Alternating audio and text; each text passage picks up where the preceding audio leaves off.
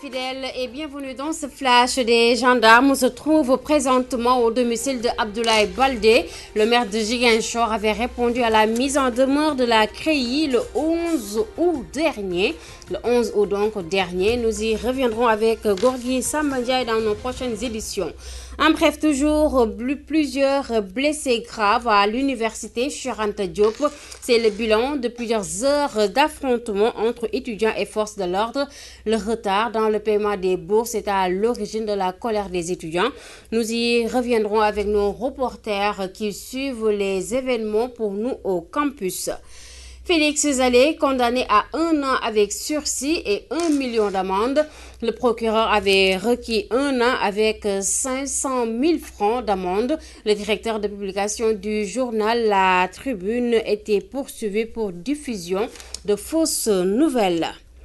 Célébration de la fête de l'Assomption ce 15 août. Les clients se font rares au marché Bignona de Grand-Yoff, connu dans la vente de la viande de porc. Si les vendeurs se désolent de la rareté du porc, les clients, eux, se plaignent de sa cherté. Un reportage de Ramatoulaye Ba.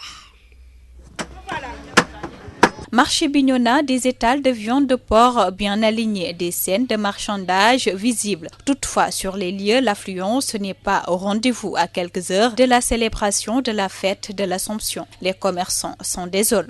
Il y a une grande différence, pour dire honnêtement. Actuellement, nous avons vraiment une période, nous vivons des périodes vraiment très difficiles dans le Sénégal. L'argent ne circule pas, comme on le dit partout. Donc on sent du coup qu'il y a une baisse de la clientèle par rapport aux années précédentes. Venus s'approvisionner en viande de porc pour la fête, les clients se plaignent de la cherté du prix de la viande qui a connu une hausse. Le kilo aujourd'hui est à 2000 francs. Donc avant c'était vers 1500, 1700. Avec les prix grimpent, la vie est dure, c'est difficile. Comme je l'ai dit, il faut que amlo bail, amlo régler. Les commerçants de leur côté imputent cette hausse à la rareté du porc né de la soudure. Les porcs se font rares. Bon, en période, c'est-à-dire en saison chaude, ça va un peu mieux. Parce que là, les bêtes sont laissées en radial, ils sont dans les pâturages, ils sont en train de ramasser n'importe quoi. Mais à cette période de culture, les bêtes sont fermées. Il y a des problèmes à trouver de la nourriture pour donner les bêtes à ceux qui puissent s'engraisser rapidement. L'élevage du porc a laissé en rade selon ses commerçants, alors que la production demande beaucoup de moyens, d'où la nécessité d'un appui conséquent. Quand on parle de l'élevage au Sénégal, on ne parle jamais de l'élevage de porc au Sénégal. Malheureusement. Bon, nous demandons aux autorités de s'impliquer dans cet élevage. Subventionner l'aliment du porc comme on subventionne l'aliment bétail.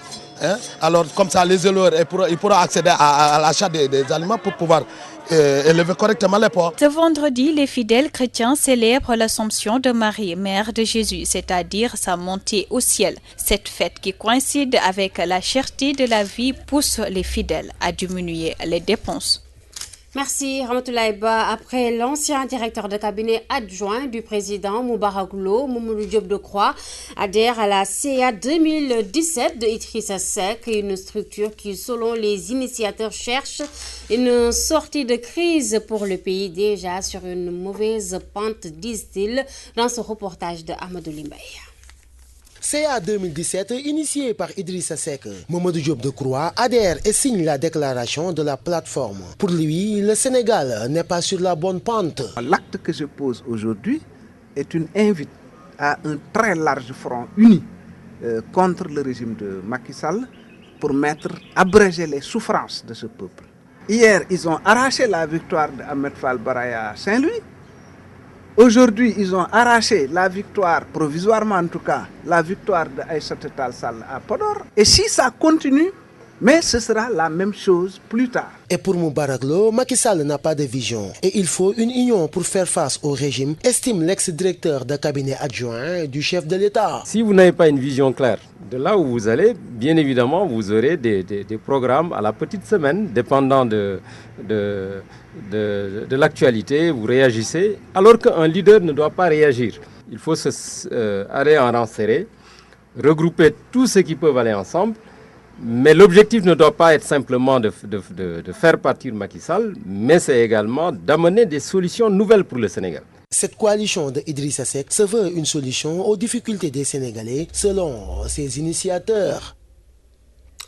La commune de Morolan dans la tourmente, un déficit d'infrastructures et de personnel sanitaire secoue la localité.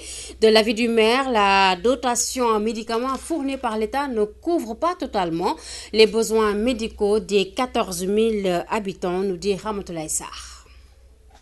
Soulager les populations dans leurs souffrances liées à une prise en charge médicale au transfert de leurs malades, c'est le défi du conseil municipal de Morolan qui tend à les mettre dans de meilleures conditions de vie. Une tâche qui ne sera pas aisée si l'on sait de l'avis du maire Yves Lamine Fils qu'il faut d'autres infrastructures sanitaires et une dotation plus soutenue en médicaments. Il y a un poste de santé tenu par les religieuses de l'Immaculée Conception. Il y a un poste de santé public. Mais nous savons que la population croît, donc il faut aussi augmenter les infrastructures sanitaires. C'est pourquoi nous avons décidé, en tout cas durant ce mandat, dans notre plan, il est prévu de construire 2 autres postes de santé. Donc un poste de santé à Ndiaye-Bop et un poste de santé à Fouloum, au village de Fouloum qui est à 7 km d'ici. Nous n'avons pas encore de pharmacie. Nous voulons aussi renforcer les médicaments qu'on dote donc, au niveau des postes de santé.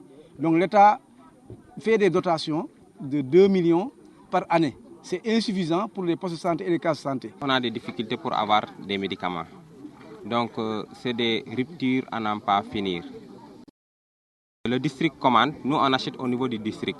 Donc, si le district commande, arrivé au niveau du district, la pharmacie du district pour acheter, donc on a une petite quantité de médicaments.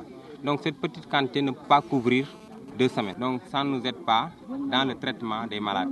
Dans cette quête d'amélioration des conditions de vie des populations de Morolan, subsiste un problème, celui d'un déficit du personnel de santé. Le personnel, souvent, c'est un problème. Donc c'est un problème parce que l'État, au moment où je parle, par exemple, et ça je le dis, je profite de l'occasion pour le dire, l'ICP de Morolan n'est pas un fonctionnaire.